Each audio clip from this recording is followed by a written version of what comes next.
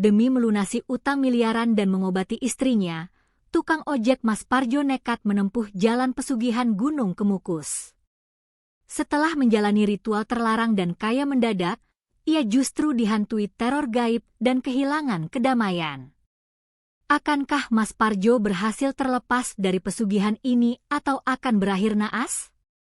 Saksikan keseruannya. Sebelum lanjut, klik like, share dan komen dari mana kota kalian berasal. Malam itu, gerimis tipis menyelimuti Purwodadi, menampar pipi Mas Parjo yang sudah kusam terbakar matahari dan knalpot motor.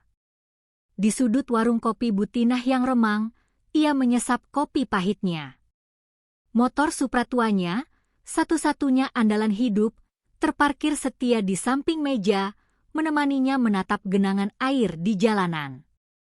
Malam itu sepi orderan, sepi seperti hatinya yang didera pikiran kalut. "Piye tu, Mas? Mukamu itu loh, kusut banget," celetuk Butinah ramah, menaruh sepiring mendoan hangat di depan Parjo.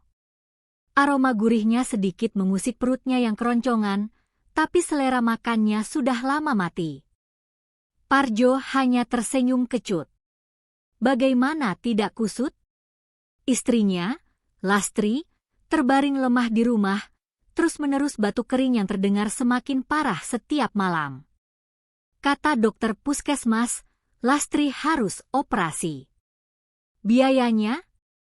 150 juta rupiah. Angka itu seperti tembok raksasa yang menghadang di tengah jalan, sementara ia hanyalah seorang tukang ojek dengan penghasilan harian yang tak menentu. "Urusan duit, Bu," jawab Parjo lirih, suaranya tercekat. "Lastri harus operasi." Butinah menghela napas, sorot matanya penuh iba. "Ya Allah, Mas. Sing sabar ya. Pasti ada jalan." Parjo hanya mengangguk. Sabar?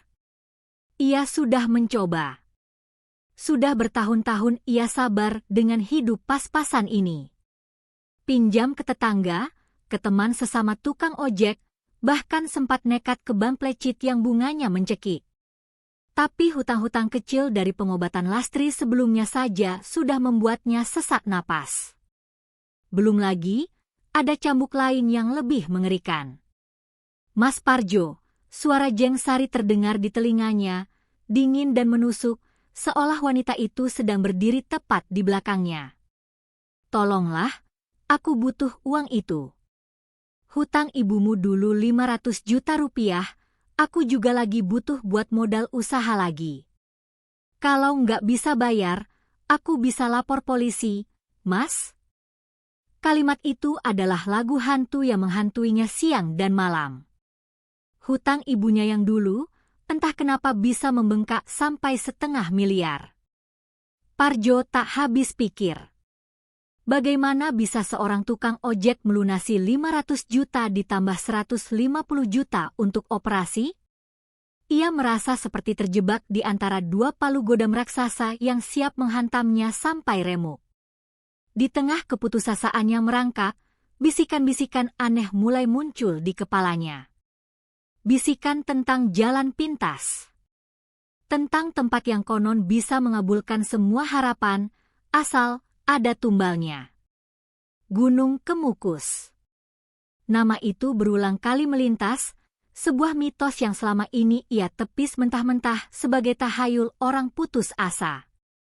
Tapi kini, ketika semua pintu tertutup rapat, bahkan pintu nuraninya sendiri seolah mulai terbuka, mengintip ke arah pilihan yang paling gelap dan paling ia hindari. Malam itu, di bawah temaram lampu warung Butinah, Parjo memandangi motor Supra bututnya. Setia, tapi tak bisa terbang. Bisakah ia benar-benar nekat menuju ke sana? Ke tempat yang dicerca banyak orang, tempat yang menjanjikan kekayaan dengan harga yang tak terbayangkan? Pikirannya berkecamuk hebat. Antara cinta pada istrinya yang sekarat, tekanan hutang yang mencekik leher, dan desakan untuk melakukan sesuatu yang di luar akar keyakinannya. Sebuah keputusan harus diambil, seberat apapun itu. Malam itu, keputusan Mas Parjo sudah bulat. Mata istrinya, Bu Lastri, yang memohon kesembuhan adalah pendorong terkuat. Utang 500 juta rupiah kepada Jeng Sari yang mengancam penjara adalah cambuk yang tak bisa ia hindari. Gunung Kemukus. Nama itu bukan lagi sekadar mitos menakutkan, melainkan harapan terakhir yang menyesatkan. Parjo mematikan lampu warung Butinah. Udara dingin langsung memeluknya, menusuk hingga ke tulang. Ia meraih ponsel bututnya yang layarnya sudah retak 1000. Jemarinya gemetar saat mengetik beberapa angka. Dulu ia pernah mendengar selentingan dari sesama tukang ojek, ada seorang calo di terminal yang tahu banyak tentang urusan begituan di Kemukus. Namanya Bang Jampang. "Halo, Bang Jampang," suara Parjo serak, hampir tak terdengar olehnya sendiri. "Siapa ini?" Suara di seberang terdengar malas, sedikit terganggu. "Parjo, tukang ojek di pertigaan Gondang. Saya mau tanya soal Kemukus." Ada jeda sejenak. Keheningan di telepon terasa begitu panjang, hanya diisi deru angin malam. Lalu, suara Bang Jampang berubah, lebih tajam, seolah ia baru saja mengendus bau sesuatu yang berbahaya. "Oh, jadi kau serius? Ada angin apa sampai mau ke sana, Jo?" Parjo menarik napas panjang, lalu menceritakan singkat masalahnya, seolah menumpahkan beban seberat gunung yang selama ini ia pikul sendiri. Soal Lastri, soal utang Jeng Sari, semua ia tumpahkan. Bang Jampang mendengarkan tanpa interupsi, tanpa komentar. "Baiklah, Jo. Kujelaskan," akhirnya Bang Jampang berkata, suaranya kini terdengar tenang namun penuh peringatan. "Kemukus itu bukan tempat main-main. Kau harus siap mental, dan siap pula dengan risikonya." Parjo hanya diam, menunggu. Ia tahu kata, risiko, itu bukan sekadar ancaman kosong. Ada banyak cara di sana. Ada yang ziarah murni, mencari berkah, ada yang ngalap berkah dengan ritual-ritual tertentu. Yang kau cari pasti yang kedua, kan? Bang Jampang melanjutkan, nadanya menyiratkan tahu segalanya. Intinya, untuk berkah yang besar, ya, syaratnya juga besar.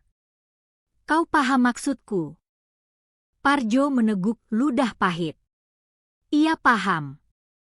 Mitos tentang ritual terlarang, tentang syahwat sebagai penarik rezeki, sudah mendarah daging di telinganya sejak lama. Ia pernah mencibirnya, menganggapnya konyol. Tapi kini, mitos itu menjadi satu-satunya pintu yang terbuka di hadapannya. "Aku harus bagaimana, Bang?" tanya Parjo, suaranya tercekat. "Besok malam Jumat Kliwon." "Itu hari baik," Bang Jampang memberi instruksi. "Kau datang saja ke sana. Nanti di dekat Sendang, ada rumah kecil, cari saja kuncen Embah Suro. Bilang saja Bang Jampang yang menyuruhmu. Dia akan membimbingmu." Suara Bang Jampang terdengar seperti bisikan iblis, sekaligus malaikat penyelamat di telinga Parjo yang putus asa. Pagi harinya, Parjo mengantar Lastri ke rumah kakaknya. "Kamu istirahat di sini dulu ya, Dek. Mas mau kerja keras cari uang untukmu," katanya sambil mengusap kening istrinya yang hangat. Lastri hanya mengangguk lemah, matanya menyimpan harapan. Harapan yang Parjo tahu, sedang ia perjuangkan dengan cara yang salah. Siang itu, Parjo seperti robot. Mengantar penumpang, menarik gas, mengerem, semua otomatis. Pikirannya melayang pada malam nanti. Bisakah ia benar-benar melakukannya? Mampukah ia melangkahi batas-batas yang selama ini ia jaga? Hatinya memberontak, ingin berteriak menolak, tapi akalnya memaksanya. Tidak ada pilihan lain. Ketika senja mulai turun, Parjo pulang ke gubuk kecilnya. Ia membersihkan diri, mengenakan pakaian terbaiknya, sebuah kemeja batik lusuh dan sarung yang biasa ia pakai Jumatan. Dompetnya tipis, hanya berisi beberapa lembar uang yang ia sisihkan. Ini adalah perjalanan tanpa kepastian, perjalanan yang bisa mengubah segalanya. Motor Supra kesayangannya meraung pelan saat Parjo menyalakannya. Ia melihat ke langit, bintang-bintang mulai berkelip, seolah menjadi saksi bisu. "Ampuni aku, Gusti," bisiknya, lalu menarik gas, membelah kegelapan menuju timur, menuju Gunung Kemukus yang menyimpan sejuta rahasia dan harapan yang menyesatkan. Setiap putaran roda adalah langkah lebih dekat ke jurang yang tak ia ketahui dasarnya. Udara malam semakin dingin saat motor Supra butut Parjo menanjak, membelah kegelapan yang pekat. Lampu motornya menyibak jalanan berkelok, sesekali menyoroti deretan warung remang-remang yang mulai sepi. Sejak revitalisasi, Kemukus memang jauh lebih bersih, tapi aura mistisnya tetap tak lekang. Parjo merasakan bulu kuduknya berdiri, bukan karena dingin, tapi karena ketegangan yang merayapi jiwanya. Ini dia, Kemukus, batinnya, lebih kepada dirinya sendiri. Ia sampai di area parkir utama yang kini jauh lebih rapi. Namun, ada semacam energi tak kasat mata yang berbeda dari tempat lain. Bau dupa tipis, samar-samar tercium di udara, berpadu dengan aroma tanah basah dan sisa-sisa bau rokok kretek. Parjo memarkir motornya di tempat yang agak sepi. Beberapa pasang mata menatapnya, ada yang cuek, ada yang sedikit menyelidik. Kebanyakan adalah peziarah lain, beberapa ada yang bergandengan tangan, terlihat seperti pasangan sah, tapi entah apa niat mereka yang sebenarnya datang ke tempat ini. Dengan langkah ragu, Parjo mulai berjalan menyusuri jalan setapak menuju makam Pangeran Samudro. Lampu-lampu taman kini menerangi area ini, membuat suasana tidak segelap dulu. Ia melewati kolam sendang Ontrowulan yang airnya tenang, memantulkan cahaya bulan yang sesekali muncul dari balik awan. Disinilah konon para pencari berkah bersuci. Perut Parjo terasa mual memikirkan ritual itu. Pandangannya mencari-cari sebuah rumah kecil, seperti yang disebutkan Bang Jampang. Tak lama, ia melihat sebuah gubuk bambu sederhana, sedikit tersembunyi di balik pohon beringin tua yang menjulang. Asap dupa tipis keluar dari jendela, dan samar-samar terdengar gumaman doa atau mantra. Parjo ragu-ragu mengetuk pintu. Tak ada jawaban. Ia mencoba lagi, kali ini dengan sedikit lebih keras. Perlahan, pintu berderit terbuka. Sesosok pria tua berambut putih, dengan sorot mata tajam namun menenangkan, muncul di ambang pintu. Pakaiannya sederhana, sarung dan baju koko putih. Itulah Mbah Suro, si Kuncen. "Malam, nak," sapa Mbah Suro, suaranya serak namun berwibawa. "Ada keperluan apa?" Parjo menunduk, jantungnya berdebar kencang. "Malam, Mbah. Saya Parjo, tukang ojek dari Purwodadi. Saya diutus Bang Jampang." Mata Mbah Suro sedikit menyipit. Ada kilatan pengertian di sana. "Oh, Bang Jampang. Masuklah."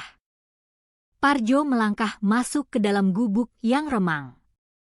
Aroma dupa langsung menyeruak kuat, memenuhi paru-parunya. Di tengah ruangan ada sesaji sederhana, bunga melati segar, kemenyan yang dibakar, dan beberapa jenis kue di atas piring anyaman. Mbah Suro duduk bersila di depan sebuah meja kecil. Ia menunjuk ke lantai di depannya, menyuruh Parjo duduk. "Jadi, kau sudah tahu risiko kesini, kan?" Mbah Suro memulai, tanpa basa-basi. Bang Jampang pasti sudah cerita. Semua jalan pintas ada harganya, Jo. Tidak ada yang gratis. Parjo mengangguk. Saya tahu, Embah. Tapi, saya sudah tidak punya pilihan. Istri saya sakit keras, butuh operasi besar. Dan ada utang yang melilit, Embah, 500 juta rupiah.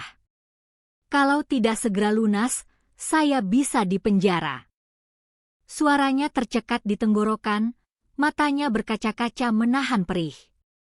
Embah Suro mengangguk-angguk, seolah sudah sering mendengar kisah seperti ini. Ia memejamkan mata sejenak, menarik napas dalam, seperti sedang menyerap energi di sekitarnya. Berat memang bebanmu, Nak. Di sini, banyak yang datang dengan beban sepertimu. Mencari jalan keluar yang buntu. Apa yang harus saya lakukan, Embah? Tanya Parjo, suaranya bergetar antara takut dan putus asa. Embah Suro membuka matanya, menatap Parjo lurus-lurus. Ritualnya tidak mudah, Jo. Kau harus mandi di sendang Ontrowulan saat tengah malam. Membersihkan diri, bukan hanya badan, tapi juga niatmu. Lalu, kau harus berdoa khusyuk di makam Pangeran Samudro. Dan setelah itu, kau harus melakukan apa yang diminta oleh penunggu di sini. Jeda panjang. Parjo tahu apa yang dimaksud Embah Suro dengan apa yang diminta. Tubuhnya meremang, namun ia tak berani bergeming. Bayangan Lastri yang terbaring lemah kembali memenuhi benaknya. Syaratnya itu, Nak, lanjut Embah Suro, suaranya seperti mantra, harus dilakukan 7 kali dalam 7 Jumat Kliwon berturut-turut. Tidak boleh putus. Kalau putus, apa yang sudah kau dapat akan lenyap, dan malah akan kembali 10 kali lipat lebih buruk. Parjo terdiam, mencerna setiap kata. 7 kali. 7 Jumat Kliwon. Dan ritual yang paling ia takuti itu. Di satu sisi, ada secercah harapan. Di sisi lain, jurang dosa terasa semakin menganga di depannya. Ia merasa jiwanya ditarik kedua arah yang berlawanan. Embah Suro mengeluarkan sebuah kantung kain kecil dan memberikannya pada Parjo. Ini, bawa dupa ini. Nanti setelah mandi, kau bakar di makam. Dan ingat, Jo, di sini tidak ada paksaan. Semua adalah pilihanmu sendiri. Setelah ini, tanggung jawab ada padamu. Parjo menerima kantung itu, terasa dingin di telapak tangannya. Ia mengangguk lemah. Malam itu, di kaki Gunung Kemukus, di hadapan seorang kuncen yang misterius, Parjo resmi mengambil jalan yang mungkin akan mengubah seluruh takdirnya, selamanya. Setelah berpamitan dengan Embah Suro, Parjo melangkah keluar dari gubuk bambu. Udara malam terasa semakin dingin, namun anehnya, ada hawa panas yang menyelimuti dadanya. Hawa panas dari rasa bersalah dan ketakutan yang bercampur aduk. Kantung dupa dari Embah Suro ia genggam erat, seolah itu adalah jimat sekaligus pemberat dosanya. Ia kembali ke sendang Ontrowulan. Air kolam itu tampak gelap dan dingin di bawah temaram lampu. Dengan berat hati, Parjo melepas pakaiannya. Dinginnya air langsung menyergap, membuat tubuhnya menggigil hebat. Ia mencoba fokus pada niatnya, pada Lastri, pada utang yang mencekik. Ia menyiramkan air ke seluruh tubuhnya, berharap ritual mandi ini bisa membersihkan segala keraguan dan ketakutan. Namun, ia tahu, yang kotor bukanlah badannya, melainkan niatnya. Selesai bersuci, ia mengenakan kembali pakaiannya yang terasa lembab. Langkahnya gontai menuju makam Pangeran Samudro. Area makam sudah sedikit sepi, hanya beberapa peziarah yang masih terlihat khusyuk berdoa. Parjo mencari tempat yang agak tersembunyi, di bawah pohon Kamboja tua. Ia mengeluarkan dupa dari kantung kain, menyalakannya dengan korek api, lalu menancapkannya di tanah. Asap wangi yang mengepul tipis membawa serta bisikan-bisikan doa yang ia lantunkan, doa yang terasa hampa karena diselimuti niat yang tak suci. Setelah berdoa, saatnya tiba untuk bagian tersulit. Jantung Parjo berdebar tak karuan. Ia menarik napas dalam, mencoba menenangkan diri. Matanya menyapu sekitar, mencari sosok yang akan menjadi pasangan ritualnya. Ia melihat beberapa wanita berjalan sendirian atau berkelompok kecil, beberapa di antaranya menatapnya dengan pandangan yang sudah sangat ia pahami. Wajah-wajah yang lelah, mata yang kosong, atau justru mata yang memancarkan harapan putus asa yang sama dengannya. Akhirnya, pandangannya bertemu dengan seorang wanita paruh baya, rambutnya digelung sederhana, wajahnya terlihat lelah namun masih menyisakan sisa-sisa kecantikan yang pudar. Ia tersenyum tipis pada Parjo, senyum yang terasa hambar. Tanpa banyak kata, mereka berjalan beriringan menuju sebuah penginapan kecil yang terselip di balik pepohonan. Bangunan itu tampak sepi dan remang, jauh dari keramaian area makam utama. Di dalam kamar yang pengap dan berbau apek, Parjo merasa jijik pada dirinya sendiri. Ini adalah pengkhianatan terbesarnya pada Lastri, pada prinsip hidupnya, pada Tuhannya. Setiap sentuhan terasa seperti bara api yang membakar jiwanya. Ia melakukan ritual itu dengan mata terpejam, mencoba membayangkan wajah Lastri, berharap rasa jijik ini bisa lenyap demi kesembuhan istrinya. Namun, yang ada hanyalah kehampaan dan rasa bersalah yang menusuk. Selesai ritual pertama, Parjo keluar dari penginapan. Udara malam terasa menusuk, seolah alam pun menuding dosa yang baru saja ia perbuat. Wanita itu sudah pergi entah kemana. Parjo berjalan kembali ke motornya, langkahnya terasa berat, seperti membawa beban 1000 ton.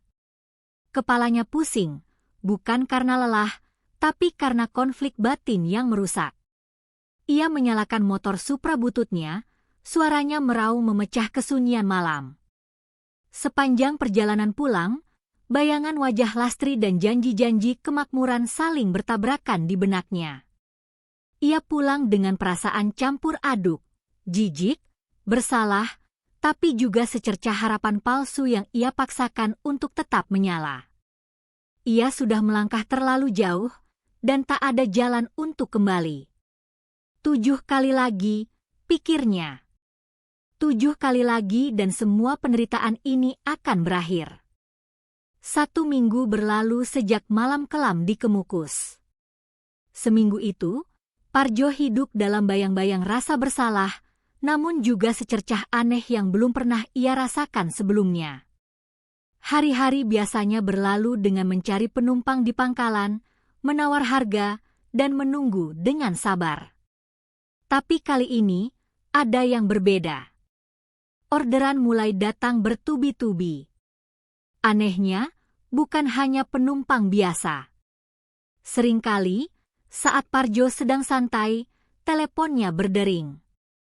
Suara di seberang meminta dijemput di lokasi yang tidak terduga, dengan tujuan yang jauh, dan yang paling mengejutkan, mereka tak menawar.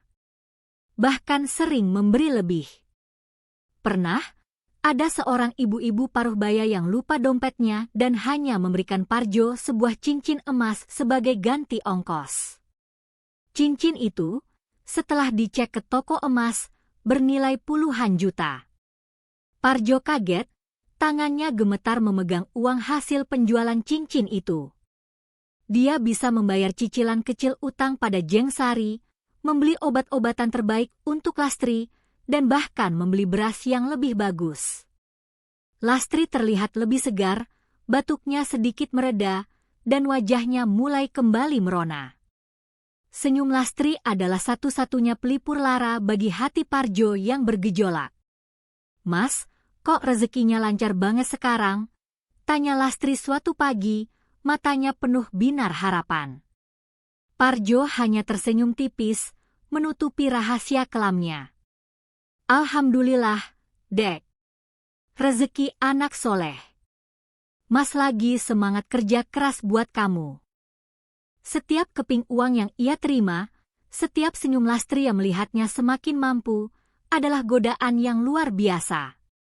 Pikiran untuk berhenti setelah ritual pertama lenyap digantikan oleh kenyataan pahit, uang ini bekerja. Kehidupan yang sedikit lebih nyaman, kemampuan untuk memenuhi kebutuhan Lastri, semua itu terasa terlalu manis untuk dihentikan. Namun, godaan itu datang bersamaan dengan ketegangan batin yang tak henti. Malam-malamnya dihantui mimpi buruk. Ia melihat wajah-wajah tak dikenal, mendengar bisikan-bisikan aneh, dan terbangun dengan keringat dingin. Rasa jijik pada dirinya sendiri tak pernah hilang. Setiap kali ia melihat motor Supra bututnya, ia teringat perjalanan pertamanya ke Kemukus dan ritual yang mengerikan itu. Apa yang aku lakukan ini benar, bisiknya pada cermin tua di kamarnya. Wajahnya di cermin tampak lelah, matanya cekung, dan ada bayangan gelap di sana yang belum pernah ia lihat sebelumnya. Ini adalah wajah seorang pria yang menjual sebagian jiwanya demi secercah harapan. Namun, ancaman Jeng Sari masih menggantung. Utang 500 juta rupiah itu belum lunas. Lastri masih butuh operasi. Dan Mbah Suro berkata, ritual harus 7 kali. Putus di tengah jalan, maka semua akan kembali 10 kali lipat lebih buruk. Pikiran itu adalah belenggu yang tak bisa ia lepaskan. Ia terperangkap dalam pilihan yang ia buat sendiri. Jalan pulang kini terasa jauh lebih terjal daripada jalan yang ia pilih. Sejak malam pertamanya di Kemukus, Parjo kini bukan hanya seorang tukang ojek yang mencari nafkah. Ia menjadi bagian dari arus rahasia menuju tempat itu. Ada yang datang sendiri, ada yang berpasangan. Beberapa mengenakan pakaian yang rapi, bahkan mewah, datang dengan mobil-mobil bagus yang terparkir jauh dari pandangan. Mereka adalah pengusaha, pejabat, atau orang-orang berdasi yang mencari berkah serupa. Parjo tahu, ia tak sendiri dalam kegelapan ini. Ke Kemukus, Mas, suara seorang pria paruh baya dengan setelan batik mahal, suatu siang di pangkalan. Matanya terlihat lelah, tapi ada kilatan ambisi di sana. Parjo mengangguk, jantungnya sedikit berdebar. Ia sudah sering mengantar penumpang seperti ini belakangan. Selama perjalanan, Parjo hanya diam, fokus mengemudi. Namun, telinganya tak pernah berhenti mendengarkan. Ia mendengar fragmen percakapan, keluhan tentang bisnis yang macet, keinginan untuk naik pangkat, atau bahkan sekadar cerita tentang mencari jodoh. Semua diakhiri dengan harapan pada Kemukus. Mas, sudah sering ngantar ke sana? Tanya pria batik itu tiba-tiba, menunjuk ke arah makam. Parjo mengangguk. Lumayan, Pak. Sudah sering. Menurut Mas, bagaimana?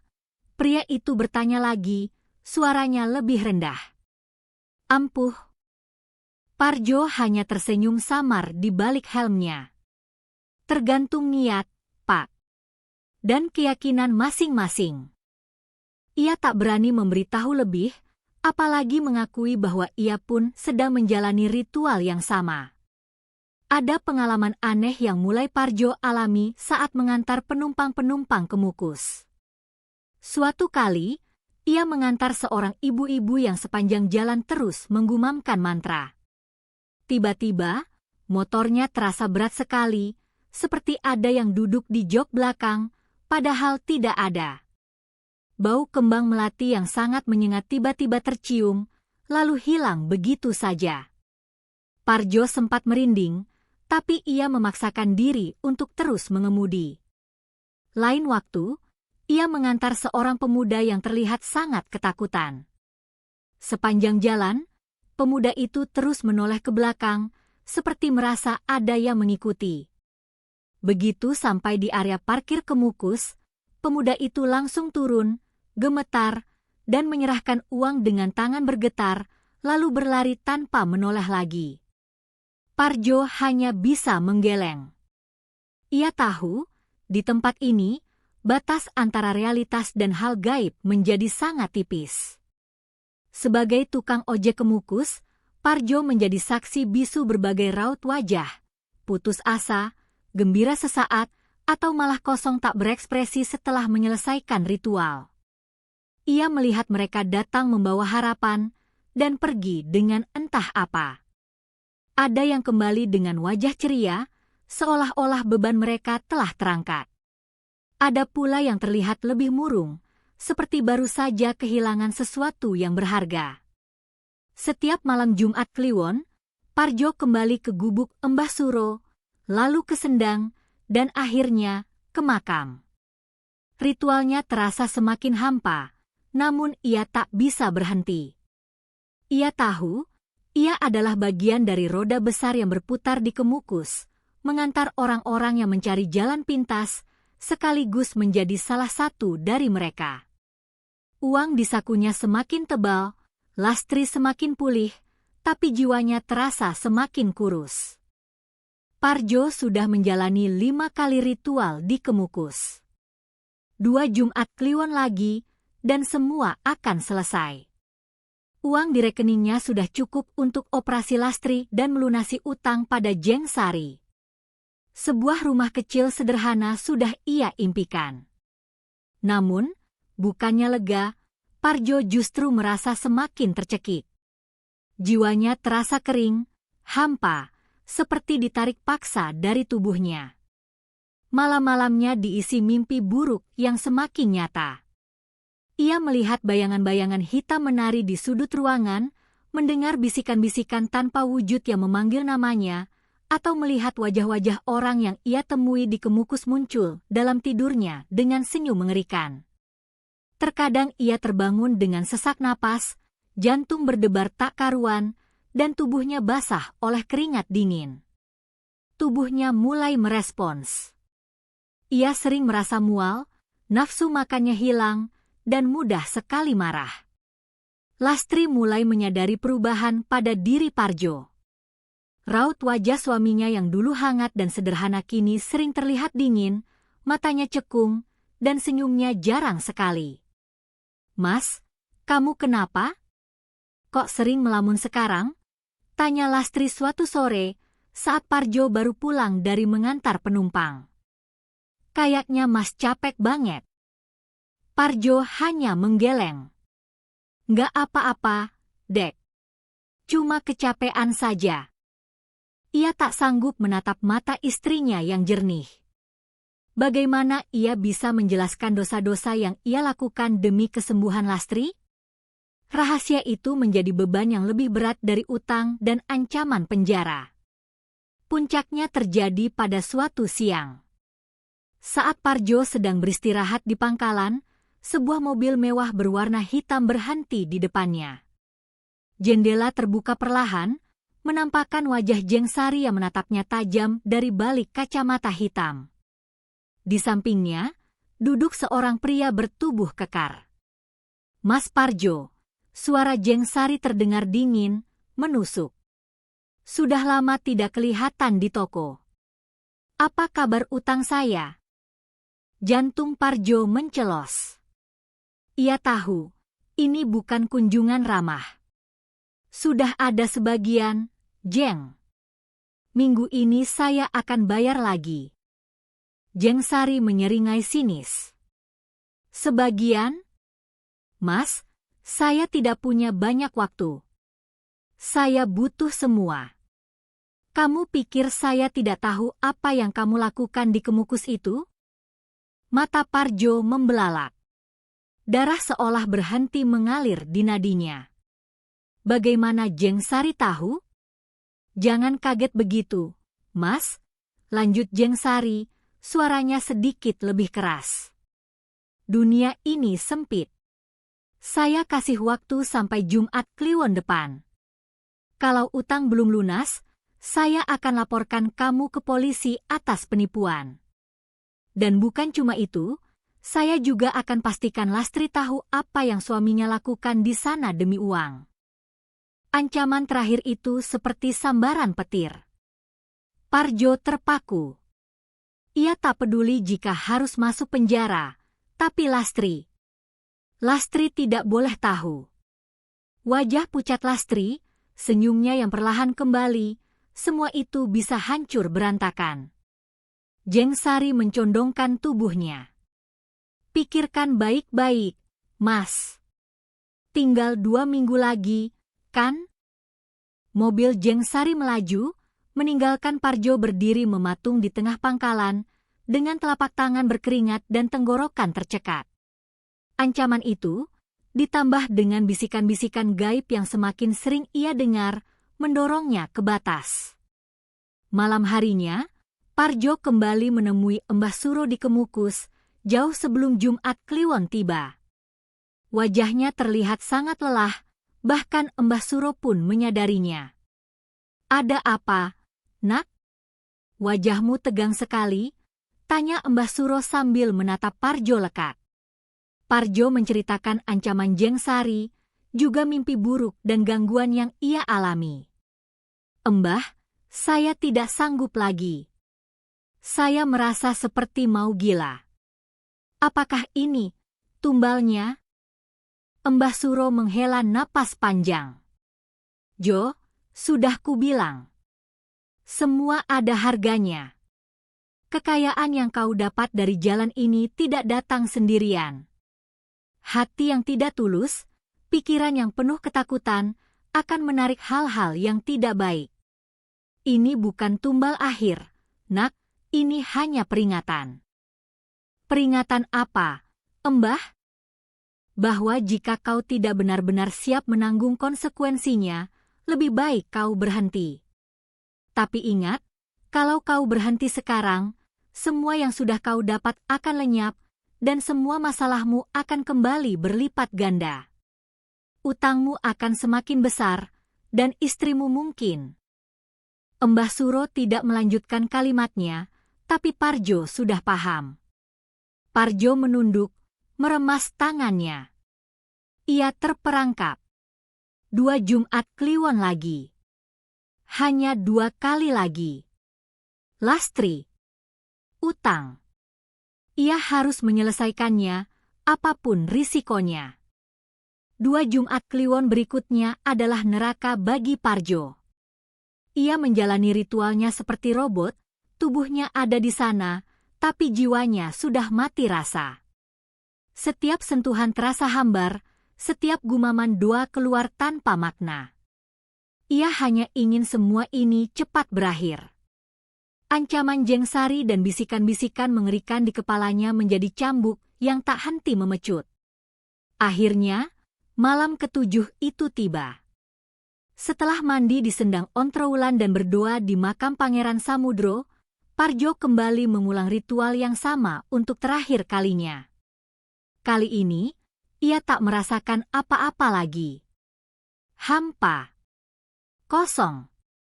Setelah selesai, ia langsung bergegas menemui Mbah Suro untuk berpamitan. Sudah selesai, Mbah, kata Parjo, suaranya lelah. Mbah Suro menatapnya dalam, sorot matanya sulit diartikan. Sudah, Nak. Kau sudah menunaikan syaratnya. Sekarang, kau akan melihat hasilnya. Ingat pesanku, jangan sampai lengah. Parjo hanya mengangguk, lalu buru-buru meninggalkan gubuk Mbah Suro. Ia ingin secepatnya pergi dari Kemukus, dari aura kelam yang kini terasa menempel di setiap pori-pori kulitnya. Dan benar saja, setelah itu, kejayaan itu datang. Uang mengalir deras. Tidak hanya dari ojek, tapi tiba-tiba ada tawaran kerja sampingan sebagai sopir pribadi dari seorang kenalan lama yang tiba-tiba naik daun. Pendapatannya melesat naik berkali-kali lipat. Dalam hitungan minggu, Parjo bisa melunasi semua utangnya pada Jengsari. Janda itu terkejut, namun senyum sinisnya tetap terpampang. Yang terpenting, Lastri bisa dioperasi. Operasi berjalan lancar, dan perlahan, kondisi Lastri membaik. Batuknya hilang, wajahnya kembali segar, bahkan lebih berseri dari sebelumnya. Mereka juga bisa pindah dari gubuk reot ke sebuah rumah kecil yang nyaman di pinggir kota. Parjo bahkan bisa membeli motor baru yang lebih bertenaga. Ia memandangi Lastri yang tertawa lepas di teras rumah baru mereka, bermain dengan kucing. Lastri terlihat sangat bahagia. Semua ini demi dia, pikir Parjo. Setidaknya, ini bukan sia-sia. Namun, di balik semua kemewahan yang tiba-tiba, Parjo merasakan sesuatu yang aneh. Ia tidak merasakan kebahagiaan yang utuh. Setiap kali ia melihat senyum Lastri, ada rasa bersalah yang menusuk. Tidurnya tidak pernah nyenyak. Ia sering terbangun di tengah malam dengan rasa takut yang tak beralasan, seperti ada sesuatu yang mengawasinya. Tubuhnya sering merasa lemas, meskipun ia tidak melakukan pekerjaan berat. Yang paling mengganggu adalah, Parjo mulai sering berhalusinasi. Terkadang ia melihat kilasan bayangan di sudut mata yang cepat menghilang, mendengar bisikan-bisikan samar yang memanggil namanya, atau merasakan sentuhan dingin di tengkuknya saat ia sendirian. Ia menjadi sangat sensitif, mudah marah tanpa sebab, bahkan pada Lastri. "Mas, kenapa sih? Kok sekarang sering marah-marah?" keluh Lastri suatu hari, matanya berkaca-kaca. "Dulu Mas tidak seperti ini." Parjo hanya bisa terdiam. Ia ingin menjelaskan, ingin meminta maaf, tapi lidahnya keluh. Kekayaan yang ia dapatkan telah merenggut ketenangan jiwanya, dan yang lebih parah, perlahan-lahan mulai merenggangkan hubungannya dengan Lastri. Ia telah membayar utangnya, menyelamatkan istrinya, tapi dengan harga yang tak terduga, hilangnya kedamaian dan keharmonisan hidup. Malam-malam di rumah baru Parjo, yang dulunya ia impikan, kini terasa seperti penjara. Gangguan gaib yang awalnya hanya bisikan samar atau kilasan bayangan, kini semakin intens dan menakutkan. Suatu malam, Parjo terbangun karena mendengar suara barang jatuh di dapur. Ia mengira Lastri, tapi istrinya tidur pulas di sampingnya. Dengan jantung berdebar, Parjo bangkit. Begitu ia sampai di dapur, semua peralatan masak berserakan di lantai, seolah dilempar dengan kasar. Tidak ada siapapun. Ia cepat-cepat membereskan, berusaha agar Lastri tidak tahu. Di lain waktu, saat ia sendirian di rumah, ia mendengar suara tawa cekikikan dari kamar mandi, lalu tiba-tiba pintu kamar mandi terbanting keras. Ia berlari mengecek, namun kosong. Bulu kuduknya berdiri. Ia tahu ini bukan sekadar halusinasi lagi. Ada sesuatu yang nyata, sesuatu yang mengikutinya. Lastri, yang dulu mengira Parjo hanya kelelahan, kini mulai benar-benar curiga. Suatu pagi, saat Parjo hendak berangkat kerja, dompetnya terjatuh.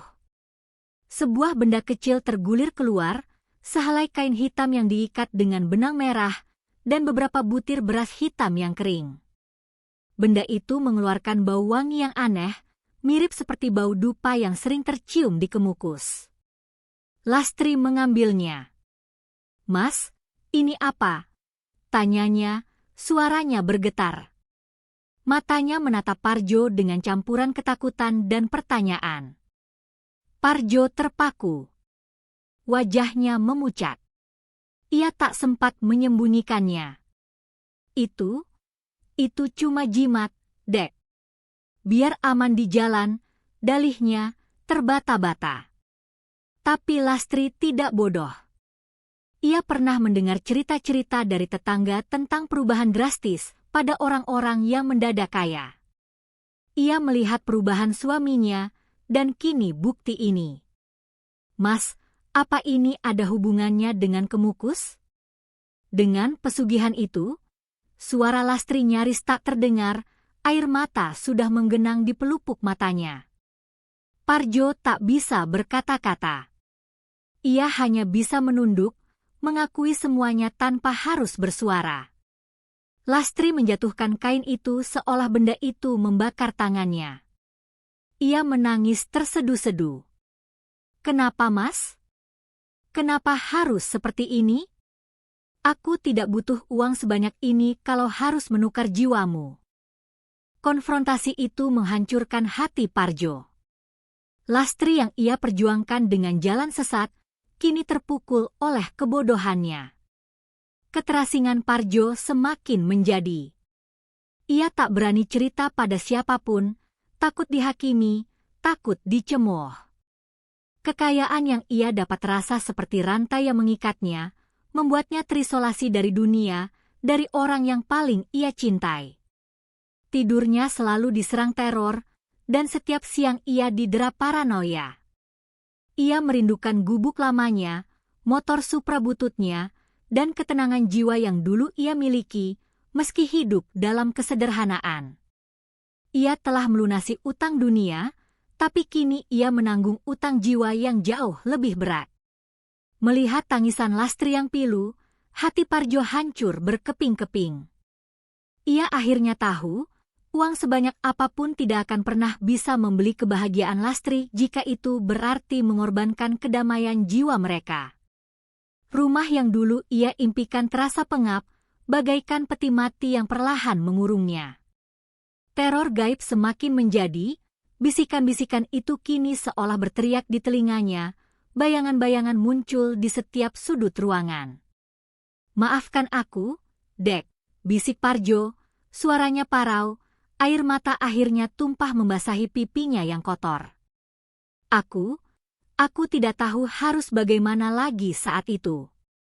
Aku hanya ingin kamu sembuh." Lastri mendekat, memeluk Parjo erat. Tangisnya masih sesenggukan.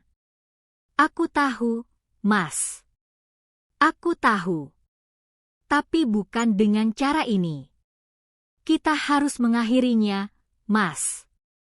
Kita harus cari jalan keluar." Keesokan harinya, Parjo memberanikan diri kembali ke Kemukus. Ia tak naik ojeknya, melainkan naik bus umum, seolah mencoba melepaskan diri dari segala yang ia gunakan untuk mencapai kemewahan ini. Hatinya sudah bulat. Ia harus mencari Mbah Suro, memohon bantuan. Gubuk Mbah Suro masih sama, sunyi dan dipenuhi aroma dupa. Kali ini, Parjo datang bukan dengan beban utang atau harapan palsu, melainkan dengan jiwa yang tercabik-cabik. Mbah Suro menatap Parjo yang kini terlihat jauh lebih kurus dan pucat dari sebelumnya. "Kau datang lagi, Nak," sapa Mbah Suro tenang. "Aku tahu kau akan datang. Jiwamu gelisah." Parjo bersimpuh di hadapan Mbah Suro, air mata kembali mengalir deras. "Mbah, tolong saya." Gangguan-gangguan itu semakin menjadi. "Istri saya sudah tahu. Saya tidak sanggup lagi, Mbah. Tolonglah saya." Mbah Suro menghela napas panjang.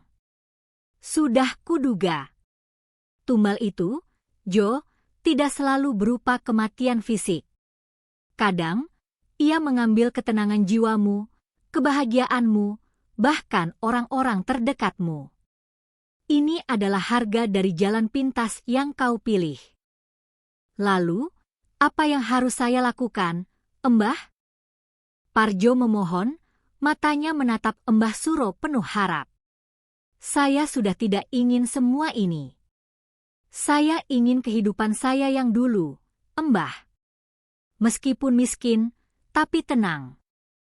Mbah Suro memejamkan mata, menggumamkan sesuatu. "Ada jalan, Nak. Jalan pembersihan diri. Tapi ini jauh lebih sulit daripada ritual yang sudah kau jalani. Kau harus melepaskan semua yang kau dapat dari jalan ini. Tidak hanya harta, tapi juga keterikatanmu pada nafsu dunia yang berlebihan. Saya siap, Embah. Apapun akan saya lakukan. Parjo menyahut cepat, tekadnya membara. Baik, kata Embah Suro. Pertama, kau harus melepaskan semua harta yang kau dapat dari sana. Donasikan, berikan kepada yang membutuhkan, atau kembalikan kepada pemiliknya jika ada. Harta itu bukan milikmu, Jo, ia hanya titipan dengan syarat. Parjo mengangguk. Harta yang selama ini ia genggam erat, yang ia pikir akan membawa kebahagiaan, kini terasa seperti bara api yang membakar tangannya. Ia rela melepaskan semuanya. Setelah itu, lanjut Embah Suro, kau harus menjalani ritual ruatan. Bukan ruatan biasa, ini ruatan untuk membersihkan jiwamu dari ikatan-ikatan gaib. Kau harus berpuasa, membersihkan diri secara fisik dan batin. Akan ada cobaan yang lebih berat. Kau harus kuat. Embah Suro kemudian menjelaskan detail-detail ruatan yang harus Parjo jalani. Puasa mutih selama 7 hari, mandi kembang 7 rupa di waktu-waktu tertentu, dan serangkaian doa serta tirakat yang panjang. Ini adalah jalan yang jauh lebih sunyi, lebih berat, dan tanpa janji-janji kemewahan. Hanya janji kedamaian jika ia berhasil. Parjo pulang dari Kemukus dengan perasaan campur aduk. Ia tahu ini tidak akan mudah. Ia telah mengambil jalan yang salah, dan kini ia harus berjuang mati-matian untuk kembali ke jalan yang benar. Lastri menunggunya di rumah, dan entah bagaimana, kekuatan Lastri memberinya semangat. Ia tak sendiri. Ia memiliki Lastri yang siap mendampingi, bahkan saat ia harus membayar mahal atas kesalahannya. Ini adalah awal dari perjalanannya yang sesungguhnya, perjalanan penebusan diri. Parjo memulai perjalanan penebusannya dengan hati yang campur aduk antara tekad dan kecemasan. Ia sadar, ini akan jauh lebih sulit dari sekadar ritual 7 kali di Kemukus. Kali ini, yang dipertaruhkan adalah jiwanya. Langkah pertama adalah melepaskan harta. Dengan bimbingan Embah Suro, Parjo mulai mendonasikan sebagian besar uang yang ia dapat. Ia menyumbangkan ke panti asuhan, memberikan kepada fakir miskin di desanya, bahkan secara anonim menyalurkan bantuan untuk pengobatan warga yang kurang mampu. Setiap lembar uang yang berpindah tangan, setiap barang mewah yang ia jual dengan harga murah, terasa seperti beban yang terangkat dari pundaknya.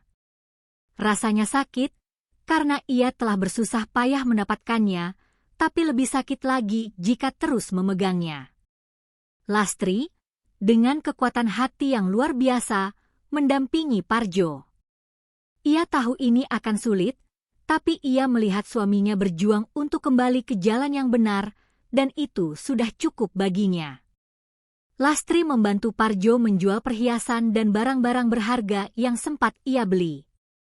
Rumah kecil yang sempat mereka banggakan, kini terasa asing, dan Parjo memutuskan untuk menjualnya, lalu kembali ke gubuk lama mereka yang sederhana. Ritual ruatan yang diberikan Embah Suro sangat menguras tenaga dan batin. Parjo menjalani puasa mutih selama 7 hari penuh, hanya makan nasi putih dan air putih. Setiap malam, ia mandi kembang 7 rupa di sumur belakang rumah, di bawah dinginnya rembulan. Ia juga harus melakukan tirakat, bermeditasi dan berdoa tanpa henti, memohon ampunan dan kekuatan untuk membersihkan diri dari segala ikatan gaib yang mencekiknya. Gangguan-gangguan gaib tidak serta-merta hilang. Malah, di awal-awal ruatan, teror itu terasa semakin intens. Ia mendengar suara-suara yang lebih keras, melihat bayangan yang lebih jelas, bahkan merasakan tekanan fisik yang membuatnya sulit bernapas. Pernah, di suatu malam, ia melihat sosok hitam besar berdiri di sudut kamarnya, menatapnya dengan mata merah menyala, seolah tak rela Parjo melepaskan diri. Namun, kali ini Parjo tak gentar. Ia berpegang teguh pada keyakinannya, pada doa-doanya, dan pada Lastri yang selalu berada di sisinya.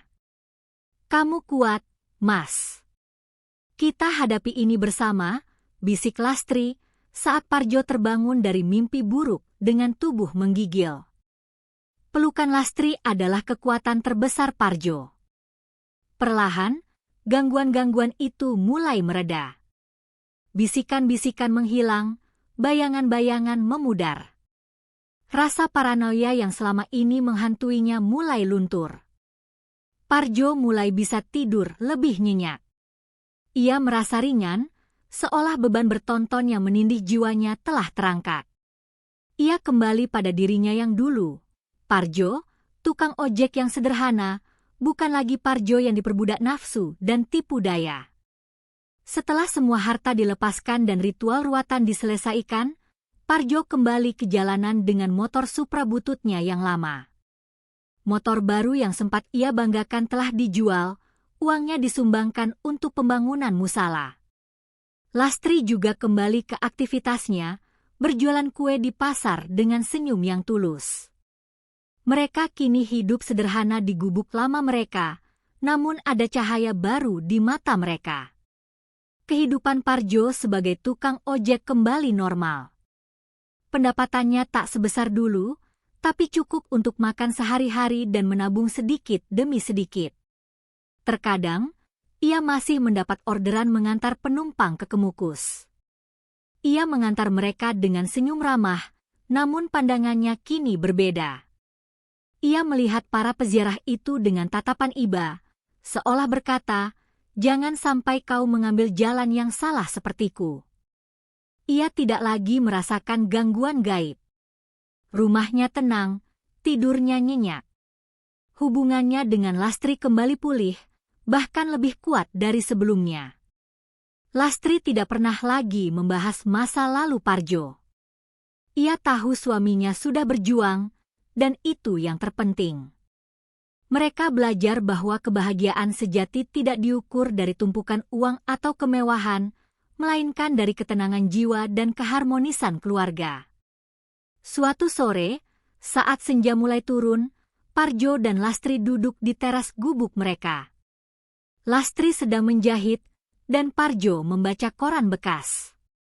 Angin sepo-sepo berembus, membawa aroma melati dari kebun kecil Lastri. "Mas," kata Lastri pelan, "terima kasih ya.